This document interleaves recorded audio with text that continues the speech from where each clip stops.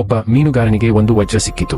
ಅದನ್ನು ಅವನು ರಹಸ್ಯವಾಗಿ ತನ್ನ ಬಾಯಲ್ಲಿ ಅಡಗಿಸಿಟ್ಟನು. ಆದರೆ ನಿಗಾ ಇಡುತ್ತಿದ್ದ ವ್ಯಕ್ತಿ ಅದನ್ನು ನೋಡಿಬಿಟ್ಟನು ಮತ್ತು ಎಲ್ಲರೂ ಕೆಲಸ ನಿಲ್ಲಿಸುವಂತೆ ಆದೇಶಿಸಿದನು. ಅವನು ನೇರವಾಗಿ ಮೀನುಗಾರನ ಬಳಿಗೆ ಹೋಗಿ ವಜ್ರವನ್ನು ಹಿಂದಿರುಗಿಸಲು ಕೇಳಿದನು. ಮೀನುಗಾರನು ಬಲವಂತವಾಗಿ ವಜ್ರವನ್ನು ಕೊಟ್ಟನು ಮತ್ತು ಆ ನಿಗಾ ಇಡುವವನು ಅದನ್ನು ಸ್ವರ್ಗಕ್ಕೆ ತಲುಪಿಸಿದನು.